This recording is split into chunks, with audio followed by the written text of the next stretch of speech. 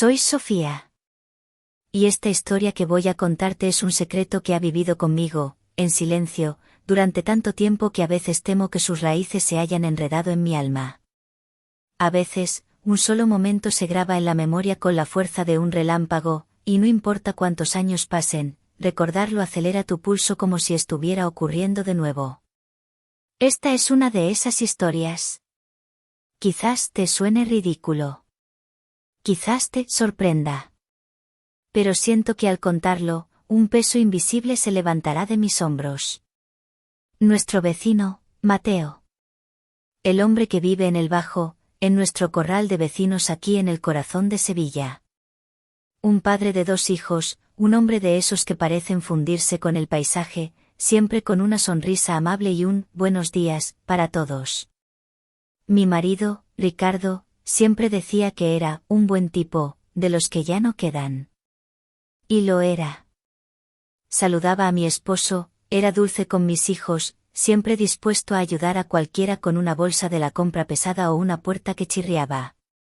Mi historia, o más bien, el redescubrimiento de la mía, empieza con él. La verdad es que en aquellos años me sentía profundamente sola. Ricardo trabajaba sin descanso en su firma de abogados, sus días eran largos y sus noches, cortas. El peso de la casa, las responsabilidades de criar a 2 niños pequeños y la ausencia de una verdadera conexión habían convertido mi vida en una rutina predecible y monocromática. Era como vivir dentro de una canción que había perdido su melodía. Un día, mientras recogía los juguetes del salón, el sol de la tarde sevillana entraba por la ventana, perezoso y dorado. Me miré en el reflejo del cristal. Llevaba un sencillo vestido de casa, mi pelo recogido en un moño desordenado. No recordaba la última vez que me había sentido deseable. Viva. Entonces sonó mi móvil. Un correo del colegio de los niños, reunión de padres y madres. Jueves por la tarde. Ricardo, por supuesto, tenía una cena de trabajo ineludible. El colegio estaba en la otra punta de la ciudad, un trayecto complicado en autobús. Mientras pensaba en la logística, bajé al patio a tender la ropa. Y allí estaba Mateo, reparando la vieja bicicleta de su hijo. Llevaba una camiseta de algodón gris, manchada de grasa, que se ceñía a sus hombros anchos. Vi sus manos, fuertes y curtidas por el trabajo, moviéndose con una precisión tranquila. Al verme, levantó la vista y me sonrió. Sus ojos eran oscuros, y en ellos se veía el cansancio de 1000 jornadas, pero también una calma que siempre me había llamado la atención. Buenas, Sofía, dijo con su voz grave, limpiándose una mano en el pantalón vaquero. Le conté, casi sin pensar, mi dilema con la reunión. Él dejó la herramienta a un lado. Mujer, no te compliques. Yo tengo que ir por esa zona a llevarle unos encargos a mi hermana. Si quieres, te llevo yo. Y a la vuelta, me llamas y te recojo. Sin problema. Su ofrecimiento fue tan natural, tan desinteresado, que me desarmó. Sentí una ola de gratitud tan intensa que casi me ruboricé. Le di las gracias, sintiendo como algo dentro de mí, un pequeño resorte oxidado, se movía por primera vez en mucho tiempo. El día de la reunión, decidí arreglarme un poco. No por nada en especial, o eso me dije a mí misma. Elegí un vestido ligero de flores, de un color azul pálido, que se movía con la brisa y se aferraba sutilmente a mi cuerpo con el calor pegajoso de Sevilla. Era sencillo, pero me hacía sentir femenina. En lugar de mis sandalias de siempre, me puse unas esparteñas nuevas con cintas que se anudaban con delicadeza alrededor de mis tobillos. Mientras ataba los lazos, miré mis propios pies, mis tobillos. Hacía años que no les prestaba atención. Me puse un poco de mi perfume favorito, uno con notas de jazmín y azahar, el aroma que impregna las noches de esta ciudad. Cuando bajé, Mateo ya me esperaba junto a su furgoneta.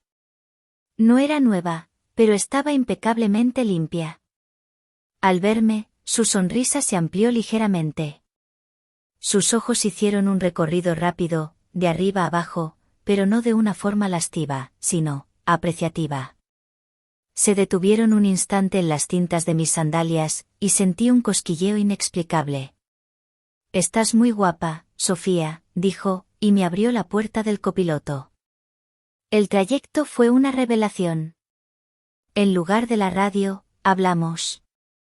Y no fue una de esas conversaciones vacías para llenar el silencio. Me preguntó por mí, por mis sueños antes de casarme. Le hablé de mi pasión por la pintura, un caballete que acumulaba polvo en el trastero. Él me habló de su vida, de lo duro que era sacar adelante a su familia, del orgullo que sentía por sus hijos. Su voz era un bálsamo, una melodía tranquila que llenaba el pequeño espacio de la furgoneta. Por la ventanilla abierta entraba el aire caliente, mezclado con el olor de su colonia, un aroma limpio a sándalo y cítricos, y el de mi propio perfume. La mezcla era embriagadora.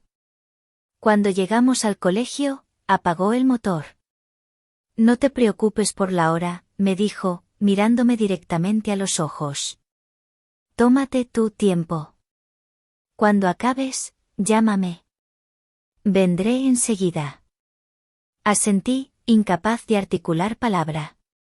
Salí de la furgoneta y, mientras caminaba hacia la puerta del colegio, sentí su mirada en mi espalda. Mi corazón no latía, galopaba. Era un galope salvaje, aterrador y maravilloso a la vez. De repente, no era solo la mujer de Ricardo o la mamá de Leo y Daniel. Era Sofía.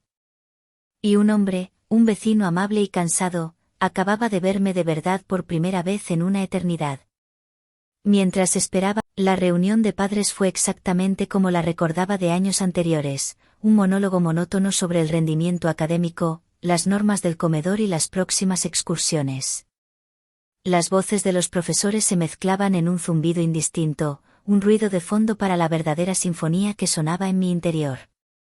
Estaba físicamente en esa silla de plástico, asintiendo en los momentos adecuados, pero mi mente estaba a kilómetros de allí, en una furgoneta oliente a sándalo, reviviendo cada palabra, cada silencio compartido con Mateo.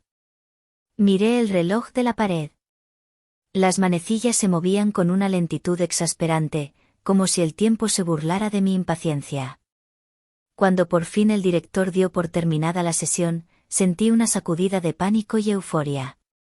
Salí al pasillo, buscando un rincón tranquilo. Saqué el móvil con los dedos temblorosos. Busqué su nombre, Mateo. Vecino. Dudé un segundo. ¿Y si estaba ocupado? ¿Y si su ofrecimiento había sido solo por cortesía? Aparté esos pensamientos. Marqué. El teléfono sonó solo una vez. Sofía, su voz sonó clara y cercana, sin rastro de sorpresa.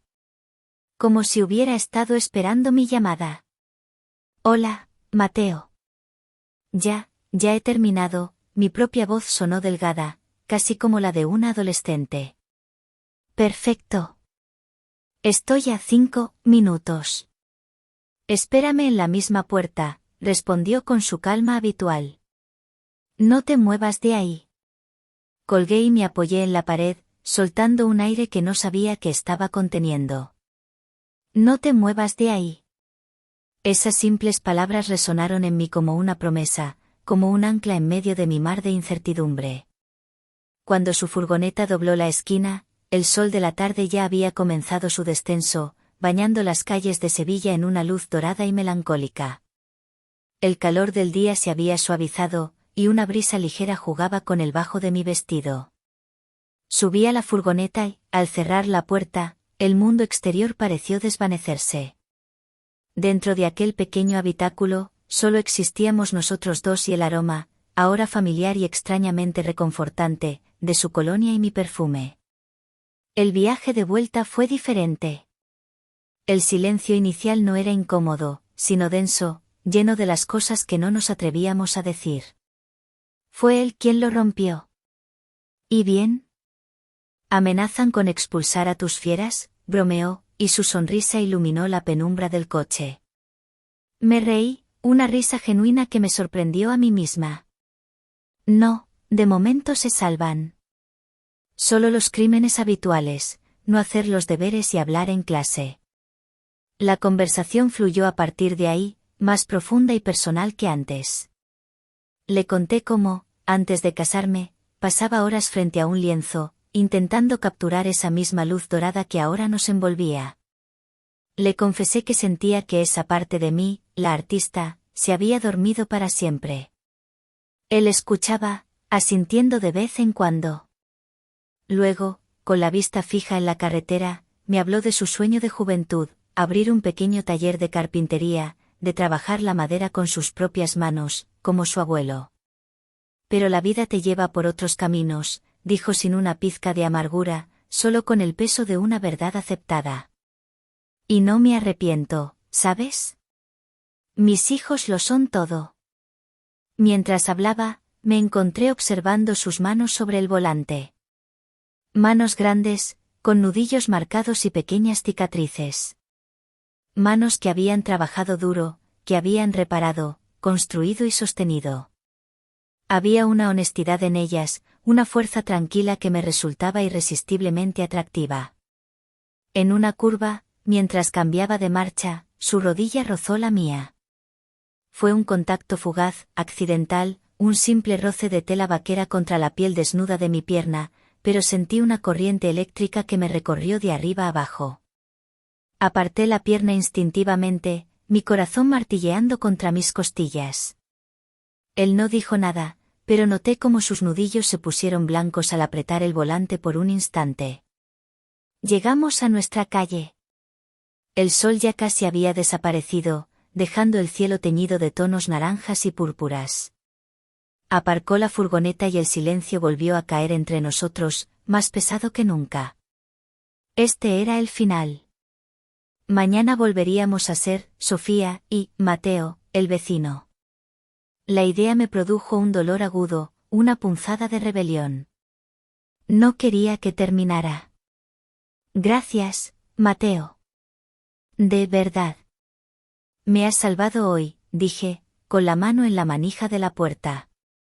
No es nada, Sofía, respondió, y su voz sonó más grave que de costumbre. Me giré para mirarlo. Sus ojos oscuros me estudiaban en la penumbra. Y entonces, las palabras salieron de mi boca antes de que pudiera detenerlas, impulsadas por una fuerza desconocida. Esta mañana he hecho una tarta de Santiago. Tengo demasiada. Sí, si quieres, puedes subir un momento y te doy un trozo para tus hijos. Y, bueno, podemos tomar un café, si no tienes prisa. Vi la sorpresa en su rostro, seguida de una profunda indecisión. Sus ojos se clavaron en los míos, buscando algo. Sabía que debía negarse. Sabía que yo no debería haberlo preguntado. Éramos vecinos.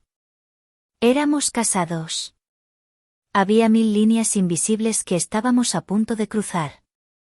El tiempo se estiró. Cada segundo era una eternidad. Finalmente, exhaló lentamente y asintió una sola vez. De acuerdo. Un café estaría bien. Salimos de la furgoneta. Caminé delante de él hacia el portal, sintiendo su presencia detrás de mí, a cada paso. Subimos las escaleras en silencio. El único sonido era el suave roce de mis esparteñas en los escalones de mármol. Abrí la puerta de mi casa, un lugar que de repente me parecía extraño y ajeno. Me hice a un lado para dejarlo pasar. El clic de la puerta al cerrarse resonó en el apartamento como una sentencia. De repente, mi hogar, mi refugio seguro y predecible, se había convertido en un territorio desconocido y cargado de electricidad. El aire se sentía espeso, denso con todas las palabras que no habíamos dicho y todas las posibilidades que flotaban entre nosotros. El zumbido familiar del frigorífico en la cocina, el tic-tac del reloj de pared del salón, todos los sonidos cotidianos parecían haberse amplificado, convirtiéndose en testigos de este momento suspendido en el tiempo. Pasa, por favor. Siéntete como en tu casa, dije, y mi voz sonó forzada, demasiado formal. Me quité las esparteñas junto a la puerta, un gesto automático que hacía 1000 veces al día, pero que en ese momento se sintió extrañamente íntimo. Sentir las baldosas frías bajo las plantas de mis pies descalzos me ancló a la realidad, aunque solo fuera por un segundo. Mateo no se movió hacia el salón. Se quedó de pie en el recibidor, sus manos metidas torpemente en los bolsillos de sus vaqueros, observando el espacio con una curiosidad silenciosa. «Tienes una casa muy acogedora, Sofía». «Gracias», susurré, y me dirigí a la cocina como si me persiguiera un fuego invisible. Necesitaba hacer algo, moverme, ocupar mis manos. «Ahora mismo preparo el café». Él me siguió, pero se detuvo en el umbral de la cocina, apoyando un hombro en el marco de la puerta. Su presencia llenaba el espacio. Mientras yo sacaba las tazas, molía el café y ponía el agua a calentar, sentía su mirada fija en mí. No era una mirada invasiva, sino atenta, estudiosa. Observaba cada uno de mis movimientos, cómo mi vestido se balanceaba al moverme, cómo apartaba un mechón de pelo de mi cara con el dorso de la mano, cómo mis dedos, ligeramente temblorosos, cortaban una porción generosa de la tarta de Santiago. Me sentía expuesta, vulnerable, como si pudiera ver a través de mi piel, directamente hasta el caos que se arremolinaba en mi interior. El aroma del café recién hecho inundó la cocina, un olor familiar que, sin embargo, hoy parecía diferente, más intenso. «¿Azúcar?», le pregunté sin darme la vuelta. «Solo». «Gracias», respondió.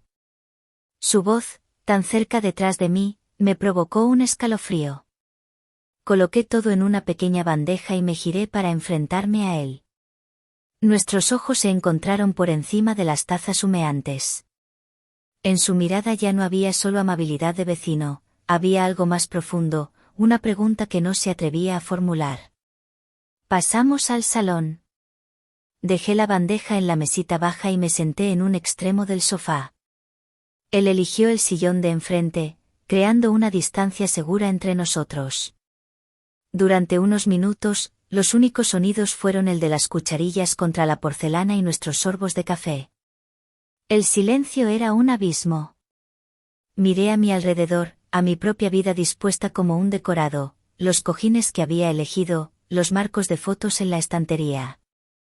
Mateo siguió mi mirada hasta una fotografía en particular, una foto del verano pasado en la playa. Ricardo, los niños y yo. Todos sonriendo a la cámara, bronceados y felices. Una imagen perfecta. «Tienes una vida bonita, Sofía», dijo Mateo en voz baja, y sus palabras, aunque amables, cayeron sobre mí con el peso de una mentira. Levanté la vista de mi taza y lo miré directamente a los ojos. Y por primera vez en años, dejé que alguien viera la grieta en mi fachada. «A veces», dije, y mi voz se quebró ligeramente, «las cosas no son como parecen en las fotos». Esa fue la chispa. La confesión tácita de mi soledad, de mi vacío. Vi un destello de reconocimiento en sus ojos, la comprensión de un alma que hablaba el mismo idioma silencioso de la añoranza. El pretexto del café y la tarta se desvaneció.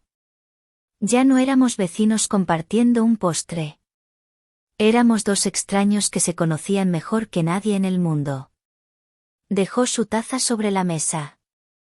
El sonido de la porcelana contra la madera fue rotundo, definitivo. Se inclinó hacia adelante, acortando la distancia que nos separaba. Y entonces, extendió su mano sobre la mesa y cubrió la mía. El contacto fue un cataclismo. Su mano era cálida y áspera. Sentí las callosidades de su palma, el testimonio de su vida de trabajo, contra la suavidad de mi piel. No fue una caricia, no fue un gesto romántico. Fue un ancla. Una conexión tan real y sólida que me robó el aliento. Toda la electricidad que había estado contenida en el aire se concentró en ese único punto de contacto. Mi piel ardía. Mi pulso se disparó.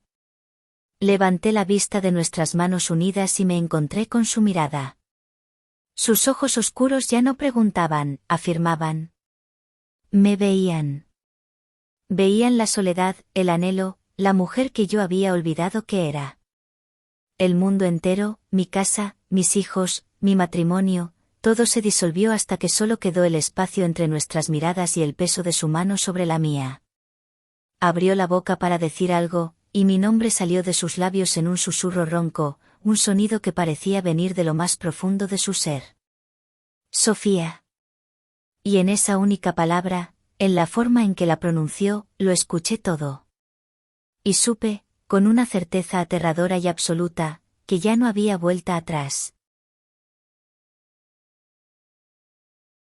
El mundo se redujo al punto exacto donde su piel tocaba la mía. El susurro de mi nombre en sus labios no fue un sonido, fue una vibración que recorrió mi cuerpo entero, despertando cada terminación nerviosa que llevaba años dormida. El calor de su mano no se quedó en mi piel, se filtró hacia adentro, un torrente tibio que disolvió el hielo que se había formado alrededor de mi corazón. No aparté la mano. Al contrario, mis dedos se curvaron instintivamente, aferrándose a los suyos como un náufrago a una tabla de salvación. Él no soltó mi mano. Lentamente, su pulgar comenzó a dibujar círculos perezosos sobre el dorso de la mía, un gesto tan simple y a la vez tan profundamente íntimo que sentí que mis rodillas flaqueaban. Cada caricia era una pregunta silenciosa, y mi quietud, mi negativa a retroceder, era la respuesta. Era un pacto sellado sin palabras, en el lenguaje universal del tacto. Se puso de pie, y sin dejar de sostenerme la mano, tiró suavemente de mí. Me levanté del sofá, y de repente, ya no había ninguna mesa que nos separara. Estábamos frente a frente, tan cerca que podía ver los diminutos destellos dorados en el marrón oscuro de sus ojos. Tuve que inclinar la cabeza hacia atrás para mirarlo, y en esa vulnerabilidad, en esa entrega de mi postura, me sentí más poderosa que nunca. Era más alto de lo que había imaginado, su cuerpo emanaba un calor sólido y una fuerza que me hacía sentir, a la vez, protegida y en el mayor de los peligros. Levantó su mano libre, y por un instante pensé que iba a acariciar mi cuerpo, pero no lo hizo. La llevó a mi rostro. Con una delicadeza que contradecía la aspereza de sus manos, apartó un mechón de pelo que se había escapado de mi moño. Sus dedos rozaron mi sien, bajaron por mi mejilla y se detuvieron en la línea de mi mandíbula. Su pulgar descansó suavemente sobre mi labio inferior, una presión casi imperceptible que, sin embargo, silenció el mundo. Cerré los ojos. El aroma a sándalo se mezclaba ahora con el olor más primario de su piel, un aroma a trabajo, a vida, a hombre. Me embriagó, anulando cualquier pensamiento racional que pudiera quedar en mi cabeza. Me incliné hacia su contacto, buscando más. Él entendió. Se inclinó, pero no buscó mis labios. Su rostro pasó junto al mío, y sentí su aliento cálido en mi piel justo antes de que sus labios encontraran el punto sensible de mi cuello, justo debajo del lóbulo de mi oreja. No fue un beso. Fue una marca. Un sello de fuego en mi piel. Un solo contacto, húmedo y firme, que hizo que un arco voltaico recorriera mi espina dorsal. Un gemido ahogado escapó de mis labios y mis manos, que hasta entonces colgaban inertes a mis costados, volaron hacia su pecho, agarrándose a la tela de su camiseta como si fuera a caerme. Un dique que llevaba años conteniendo un océano de anhelo y soledad se rompió dentro de mí, y todo mi ser se inundó de una sensación abrumadora, estar viva. Dolorosamente, maravillosamente viva. El momento se estiró, suspendido fuera del tiempo. Pero no podía durar. Tan abruptamente como comenzó, terminó. Mateo se apartó, solo un paso, pero la distancia se sintió como un abismo. Su respiración era tan agitada como la mía. Nos miramos, y en sus ojos vi el mismo torbellino de emociones que sentía yo, deseo, asombro y un pánico creciente. La realidad, con todo su peso y sus consecuencias, acababa de derribar la puerta. Estábamos en mi casa. En el salón donde jugaban mis hijos. En el hogar que compartía con mi marido. Yo, empezó a decir, pero su voz se quebró. Sacudió la cabeza, como para aclarar sus pensamientos. Tengo que irme. Asentí, incapaz de formar una sola palabra. Mi garganta era un nudo. Caminó hacia la puerta, sus movimientos rígidos, controlados. Yo me quedé inmóvil en medio del salón, sintiéndome como una extraña en mi propia vida. Cuando llegó al umbral, se detuvo y se giró para mirarme una última vez. Su mirada fue intensa, una comunicación completa en un instante. Decía, esto ha pasado. No podemos ignorarlo. No sé qué haremos, pero esto es real. Y entonces, se fue. El sonido de la puerta cerrándose por segunda vez fue definitivo. Me quedé sola en el silencio. La luz del atardecer había desaparecido, y el salón estaba sumido en la penumbra. Las 2 tazas de café y los restos de la tarta seguían en la mesa, la única evidencia de que no lo había soñado. Lentamente, llevé mis dedos al lugar de mi cuello que sus labios habían tocado. La piel todavía ardía.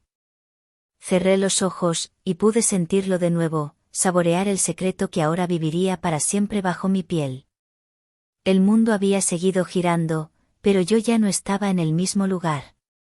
Algo fundamental se había roto y, al mismo tiempo, algo nuevo y aterrador acababa de nacer.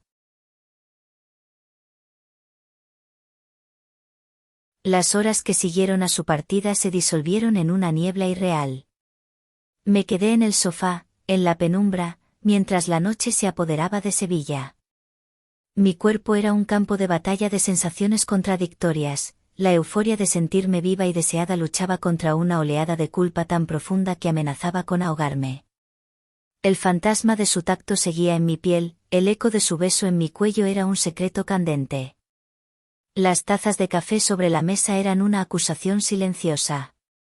Cuando oí la llave de Ricardo en la cerradura, mi cuerpo se tensó como la cuerda de un arco. Entró, aflojándose la corbata, quejándose del tráfico y del calor. Dejó su maletín en el suelo con un suspiro de cansancio y me dio un beso distraído en la frente. No notó nada. No vio el caos en mis ojos ni el temblor de mis manos. Para él, todo estaba como siempre. Me preguntó qué había de cenar y yo le respondí con palabras que parecían venir de la boca de otra persona. Mientras recalentaba la cena, mi mirada barrió el salón, buscando cualquier rastro, cualquier anomalía. Y entonces lo vi. Junto a la pata del sillón donde él se había sentado, había un pequeño papel doblado. El corazón me dio un vuelco. Era un boleto de lotería, arrugado y sin importancia para cualquiera, pero para mí era una prueba incriminatoria. Ricardo estaba en el despacho, cambiándose de ropa. Tenía segundos. Con el pretexto de recoger un cojín del suelo, me agaché, mis movimientos rápidos y torpes. Mi mano se cerró sobre el papelito justo cuando él volvía a entrar en el salón.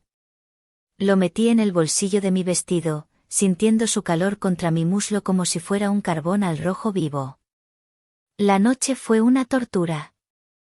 Fingí escuchar los detalles de su día de trabajo, fingí sonreír, fingí estar presente en mi propia vida. Pero mi mente estaba en otro lugar, en un universo paralelo que se había abierto y cerrado en el espacio de una tarde. A la mañana siguiente, el sol entró por la ventana con una claridad cruel, sin dejar lugar a las sombras. Evité a Mateo. No bajé al patio.